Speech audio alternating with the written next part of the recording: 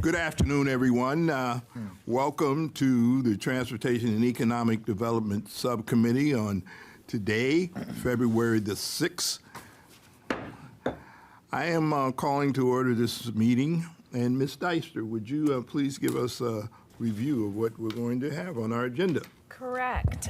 February the 6th, we have on our agenda a public hearing for House Bill 5019, which is the budget bill for the Oregon Liquor and Cannabis Commission. We have 9 people signed up to testify, 2 of whom are remote.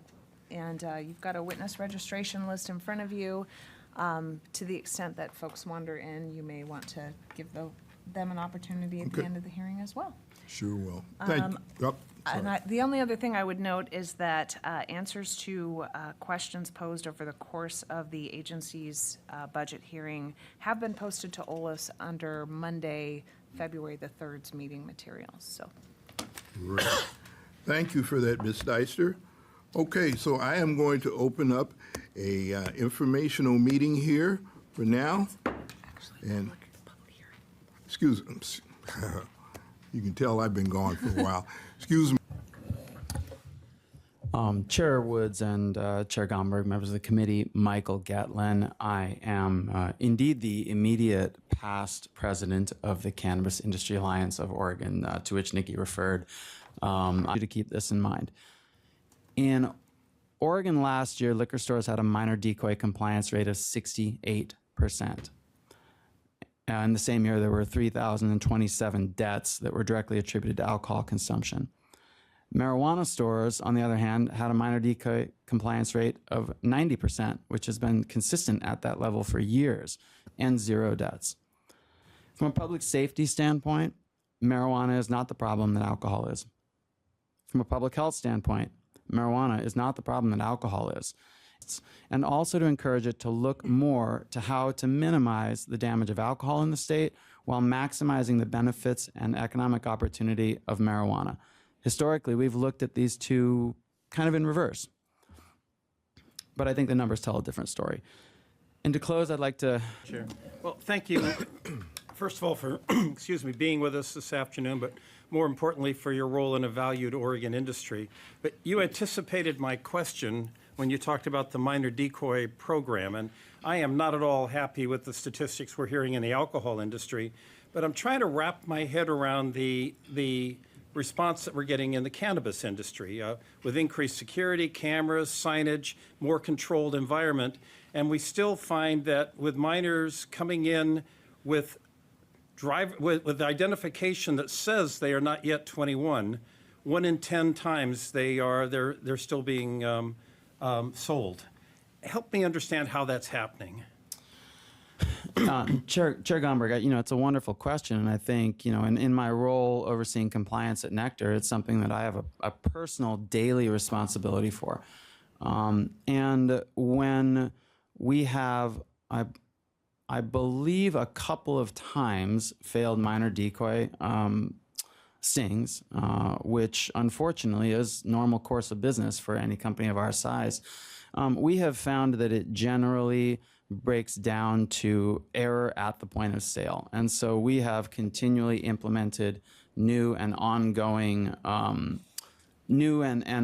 procedures to figure out where those mistakes are happening. But I think, we have to look at all of this in the broader context, which is that there's a human element here. I think that we can be proud of a 90% compliance rate. It is much closer to perfect than any other minor decoy data that I'm personally aware of in the history of Oregon. Thank you. Okay. Any other questions we have? None? Okay, well, thank you for your testimony. Mr. Ashley. Thank you. Co-Chair Woods, Co-Chair Gomberg, members of the committee. For the record, my name is Greg Astley. I'm the Director of Government Affairs for the Oregon Restaurant and Lodging Association. Co-Chair. Thank you, Mr. Astley. You know I'm a huge fan and supporter of our hospitality industry, but just in the interest of fairness, I'm going to have to ask you the same question. One time in 4, when a minor with a legitimate ID saying they're under the age of 21 comes into one of our bars or restaurants and asks for alcohol, they're being served. What's going on there? Co-Chair Gomberg, Co-Chair Woods, members of the committee. I would have to fall back on some of the similar reasons. Human error. Unfortunately, we have people that no matter the amount of training that you can do with them, sometimes just make mistakes. Will come in. Is anyone in the audience that would like to give testimony? No? Okay.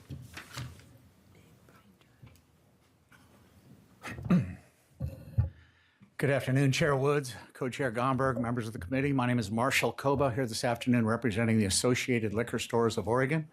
We are your neighborhood liquor store spread throughout the state and every community. 285 stores that take great pride in our safe and efficient retailing of distilled spirits across the state. This year, we're going to sell about $1.729 billion in distilled spirits.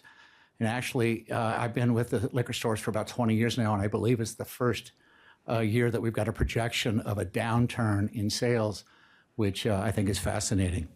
So, and I'm testifying today on behalf of our association, the Associated Liquor Stores of Oregon, in favor of the Olcc budget.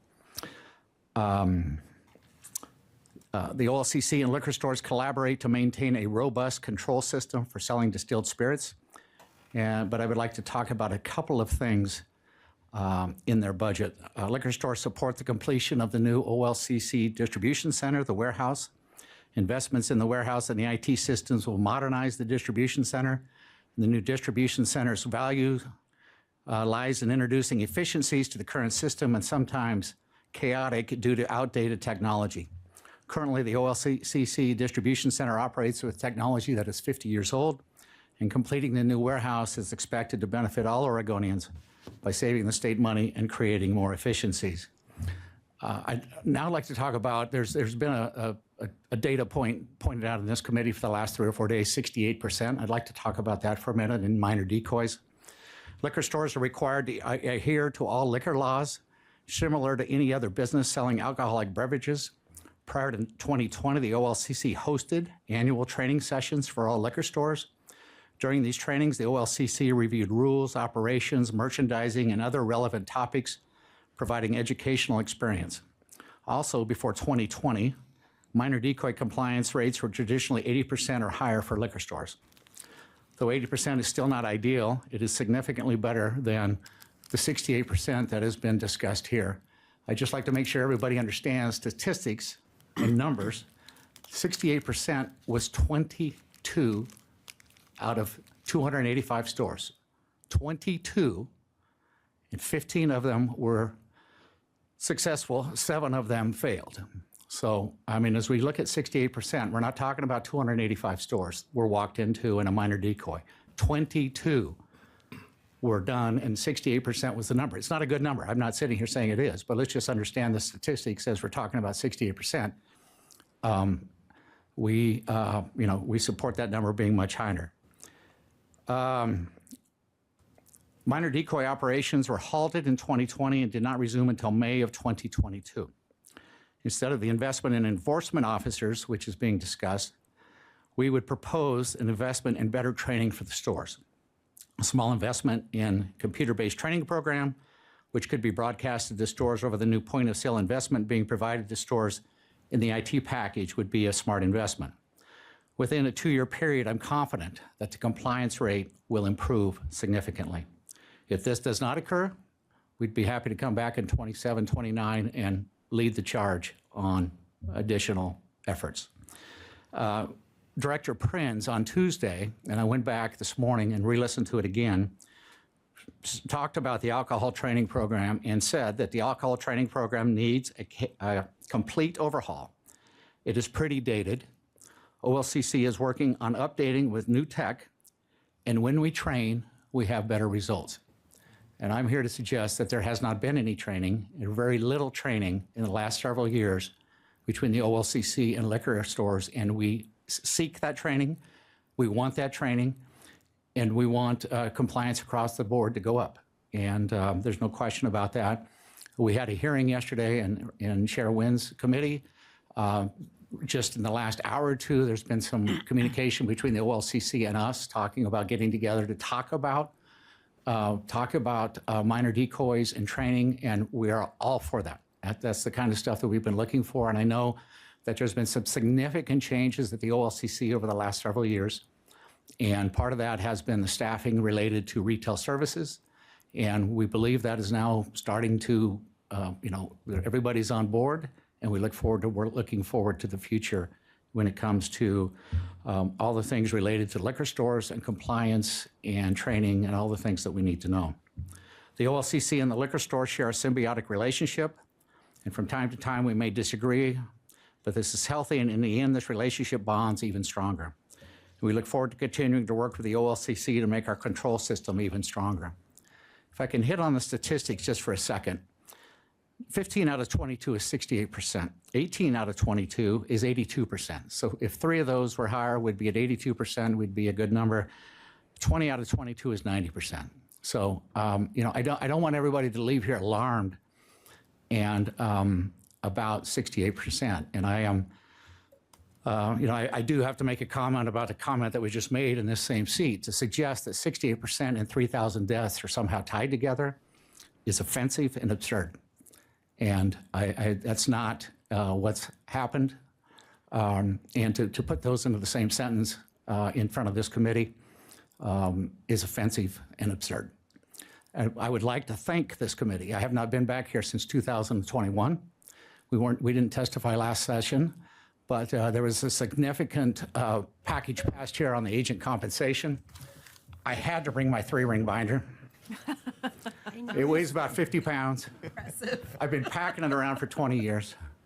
I don't pack it around anymore. Representative Gomberg and others who were on that committee at that time know the struggles that we had, Ms. Deister and others, about agent compensation, and I just am so pleased to be able to come back here in 2025 and say thank you, and we appreciate that, and I'm happy to answer any questions. Thank you. Yes, Chair. Well, thank you, Co-Chair. Just a point of clarification. I may have missed something. I'm not sure where the 68% number is coming from. I made reference to 1 in 4, and I'm just looking at the slides that we saw earlier this week on page 61. This says minor decoy compliance is for 2023 was 74%, and in 2024 was 78%. So a little 10% higher than we're talking about in this conversation. I'm not saying that's great, but there's a difference between 68 and 78%, and I'll give you that. Although at the same time, I continue to be also concerned about the rate of second violations, which means that somebody was caught, they were warned, the minor came back a second time to test them, and still 1 in 10 of those was being served. So that's another concerning statistic, and I appreciate your conversation about training. Let's talk about that more.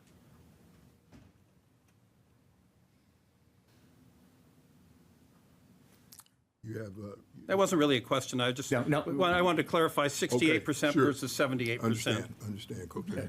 Co-Chair Gomberg, Co-Chair Woods, couldn't agree more on the training. I think it is key.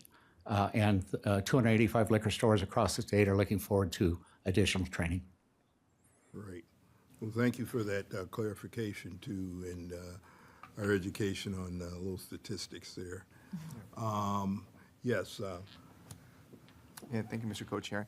I'd say, I know that when there's any potential changes to how we do things at the store level, right, in terms of implementing new software, I hope that when we make the decisions on whether to move forward with different methods, for example, for age verification and checking the validity of driver's license, that we don't get so caught up on, well, it's going to be a change in the system and it's going to take time.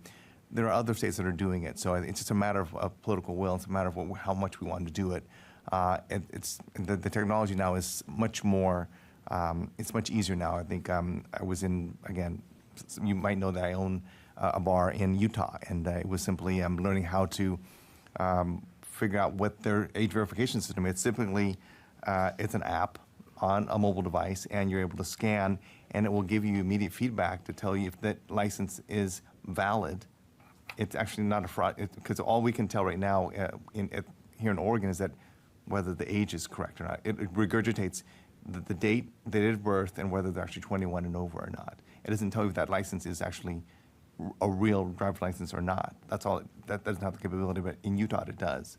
And so that's something we as a state, if that's something we want to adopt, that technology exists already, and it is something that for an operator buying a mobile device and downloading the app, but that app requires us to be able to connect to the state's DMV to make sure that driver's licenses are actually valid. So that is something that, as Oregonians, that's something we have to be willing to be able to give that there's some a trade-off in terms of privacy, right? How much access can we grant? But again, I just think about the training piece, the age verification. Those are all things that are really something that it exists already. It's just whether we want to be able to put the resources to that.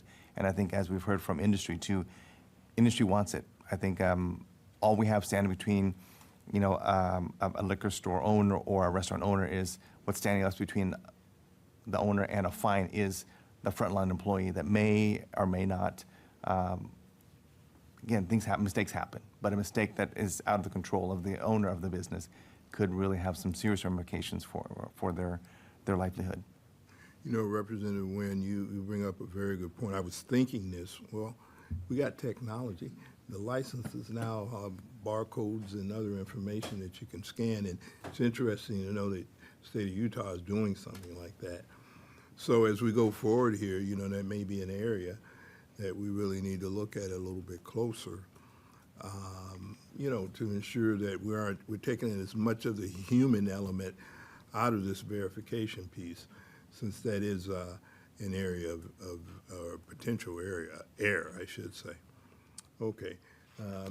Any additional questions